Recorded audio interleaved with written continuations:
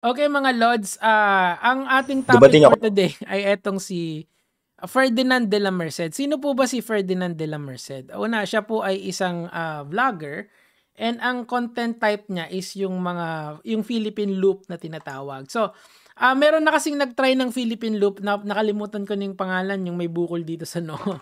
Pero ang gagawin niya rito is maglalakad siya buong Pilipinas. And credits to him, bibigyan ko na lang siya ng malaking shoutouts dito kasi grabe yun. I believe na ginagawa niya talaga kasi nga meron siyang yung watch niya kasi ganito din yung ano ko although yung akin kasi Apple, yung sa kanya naman Garmin, yung Garmin na ang brand na iWatch or yung high-tech na mga relos, 'di ba? Teka lang, ito yan. So, nire-record niya talaga. And itong record niya na talaga na to, makikita niyo na talaga na may mga resibo. So, talagang alam mo na hindi niya pinipeke ito. Talagang naglalakad siya for the sake of yung record na gusto niyang makuha. Kasi, sabi niya ganon, gusto niyang ma-beat yung mailagay sa Guinness World of Record. Now, kung gusto niyang mailagay sa Guinness Book of Record, kailangan kasi niya ng certificate from the LGU na pinuntahan niya. So, ang ginagawa niya na early on, nakikipag-coordinate na siya doon sa mga LGU katulad dito sa Tanjay City Hall. So, most likely the case, kinontak niya na to tapos binigyan na siya ng record. Now, nung nasa Mindanao siya, he was saying na maganda daw yung reception sa kanya. Ibig sabihin maganda yung pagkakatanggap, smooth, 'di ba? Pero hindi naman sa lahat ng oras smooth sailing ka. Meron lubak na dadaanan. And dito nga nagsisimula yung storya natin. Kaya si Nico David ay nandito. Palakpakan. Palakpakan yung si Philippine Looper na yan. So, kung titingnan mo, ito, tingnan mo to. Negros Tarzan. Yan, dito sa Negros Oriental kasi yung naging problema. Now, TLDR, bago natin panoorin yung video na kung saan naglilitanya siya, hindi kasi Ako sa lugar nyo. nabigyan ng pansin agad ng Negros Oriental. Kasi nga, ng LGU ng Negros Oriental. Kasi nga, syempre, bumabagyo. Alangan naman ikaw paunahin ng Negros Oriental, di ba? So, gets? So, hindi ka special kung ganun. Which is tama naman. Kasi ang special, yung sinasakupan nilang tao. Yun dapat nilang siniservisyohan, hindi ikaw, okay? So, pakinggan natin siya, tapos para magets nyo yung sinasabi ko. Linawin natin yung issue natin dito sa Negros Oriental. Ano yun, Tol? Dumating ako sa lugar nyo. Sabado. Okay. November 1 ng hapon. Okay, ang sinasabi lang niya diyan, aabutan na kasi siya diyan ng bagyo. Kaso kulang daw sa yun nga, sa serbisyo. Tuloy natin. At pinaalam ko rin yan. Diyan sa PDRRMO natin, then tinawagan ng PDRRMO natin yung sa tourism natin. Okay, so ang ginagawa niya kasi nga, kinokontak niya na lahat bago pa siya dumating doon. Kung baga, i-ready nyo na. Hugasan nyo na ang inyong mga ako'y darating na. Alam niyo yung kay Heart with the Bomb, yung darating na!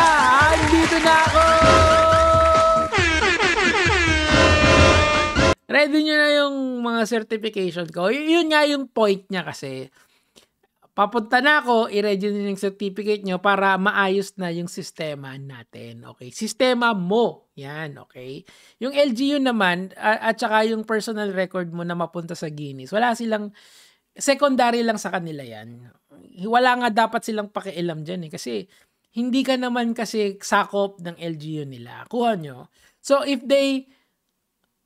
sila ay hindi smooth yung transaction, hindi naman nila kasalanan yun. Intindihin mo may bagyo din. Pero, sabi ko nga sa inyo, makukuha nyo yung inis ko rito. Promise ko sa inyo. Kaya nandyan ako, Sabado ng gabi, Linggo ng gabi. At pinaalam ko rin dyan sa PDRRMO natin na a-attend ako ng flag raising ceremony natin ng Monday. At magtatap ako sa tourism natin sa Hidang. So, what does tap means? Kunyari, may nag-tap sa akin. Usually, ex-deal yan. Siguro yung pinaka-ex-deal niya is yun nga, ready nyo na lang yung certification ko pag pupunta ako sa LGU. Pero, eto lang kasi hindi naman lahat ng influencer, pagka nag-request ka ng tap,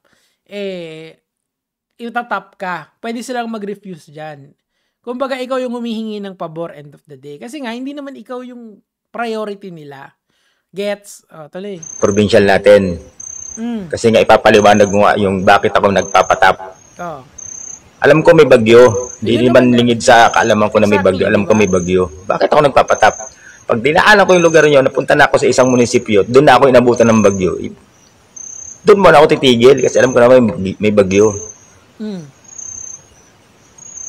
Hindi naman ako nagpapa-VIP sa inyo na... pero parang nagpapa-VIP ka na nun. Kasi nga, gusto mo, ready na lahat para sa'yo. Hindi naman dapat ganun yon.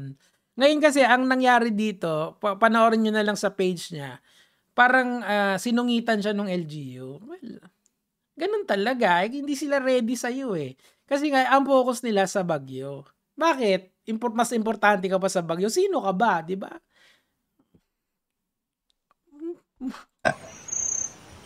Kung ano yung nakita yung ginawa sa akin ng Mindanao, ganun din ang gawin nyo para sa akin. Hindi naman ako ganun. May pero yan eh. Ba't ako nagpapatap sa mga LGUs natin? Para yung proseso natin, tuloy-tuloy na agad.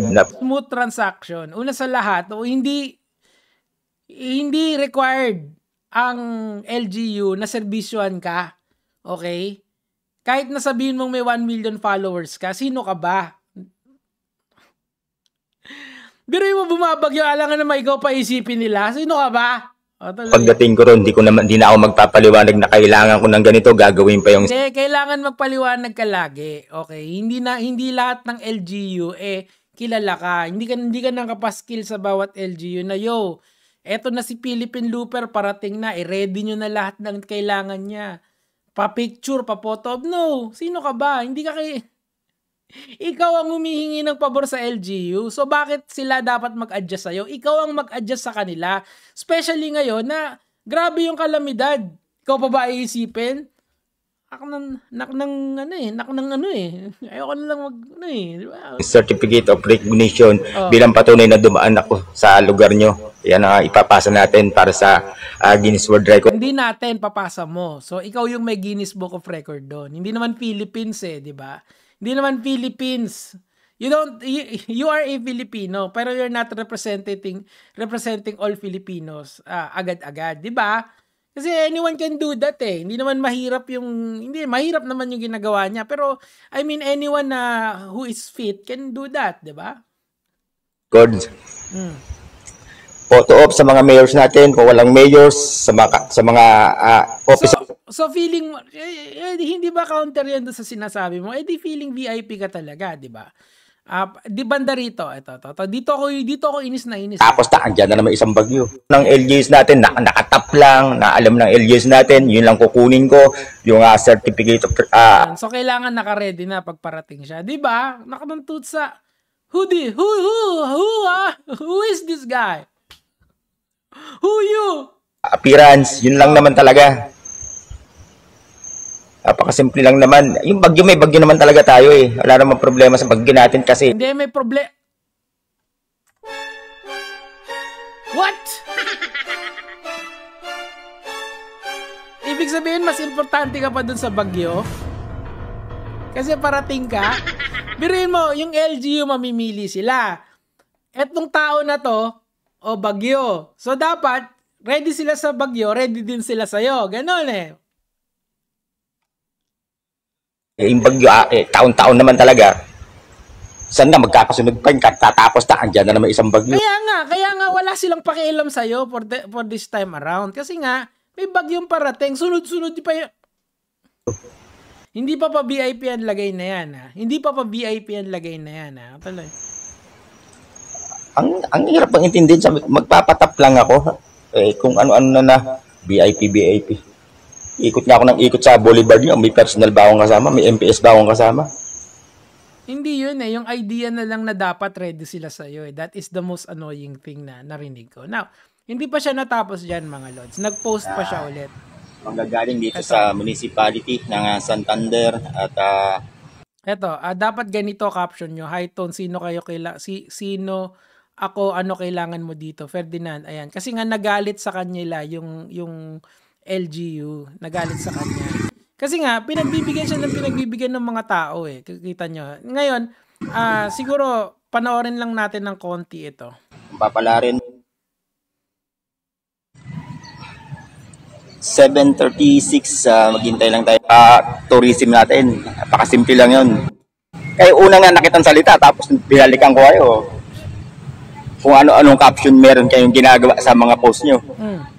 Napakasimple lang ang sinasabi ko. So, nagkaroon kasi ng backlash yung sa kanya and kino-call out na siya ng mga tao, which is rightfully so. Idol, naiintindihan mo ba na yung hindi mo pabor sa kanila na dadaanan mo yung LGU. It's the other way around. Ikaw yung humihingi ng pabor, so ikaw yung mag-a-adjust. Kahit na mag-explain ka pa ng mahaba sa kanila, it's okay. Kailangan mong gawin yon. Ikaw yung humihingi ng pabor eh. Gets? Kasi nasanay ito na kila siguro dun sa ganito kasi yan eh. Like ako, yung demographics ko, mas mataas ako sa Luzon, di ba?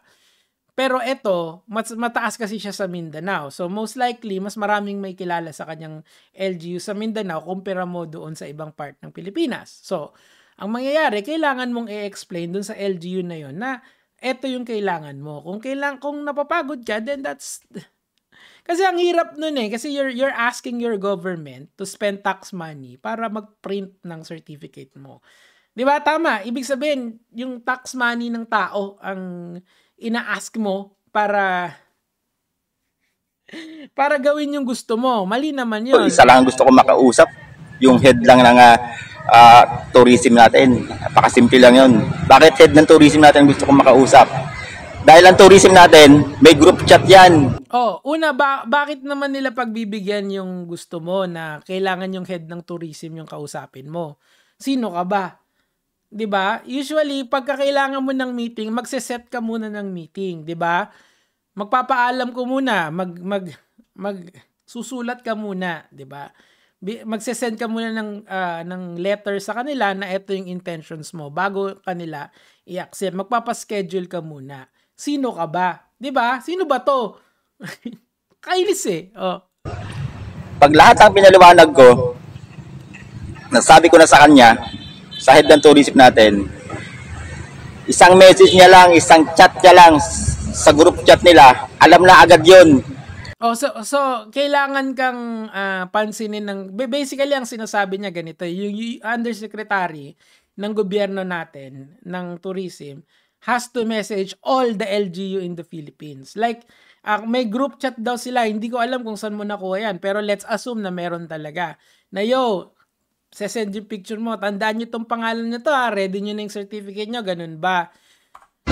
Alam mo, kung hindi pa to feeling VIP, hindi ko na talaga alam kung ano yung ibig sabihin nun. Kasi grabe, yung niya, what is this term na tawag dyan?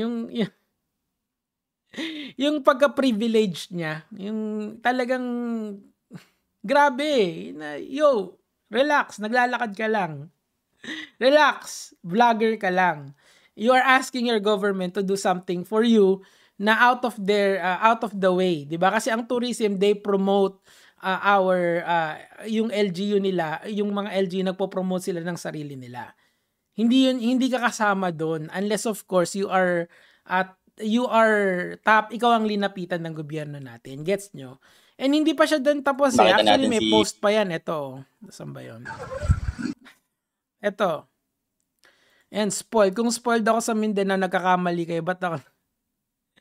Ang hilig ko lang sa courtesy call. Yun nga yun eh. Kaya nga medyo medyo umangas ka eh. Kasi nga, ang daming yung mga malalaking official doon, sinasalubong ka ng sinasalubong like you were some form of VIP. Ganun kasi. Kung sa normal na tao, titignan mo doon, 'di ba? So ano ang moral dito? Huwag mong the needs of the many will always outweigh the needs of the few. Meaning to say, ang LGU, nandyan yan para maglingkod dun sa kanilang municipality or dun sa kanilang mga constituents. Ikaw ay hindi ka naman nila constituents. Yung constituents nila na binabagyo, siyempre yun muna yung priority nila, bro. Anyway, yun lang naman po yung sa akin today. Gege mga lads!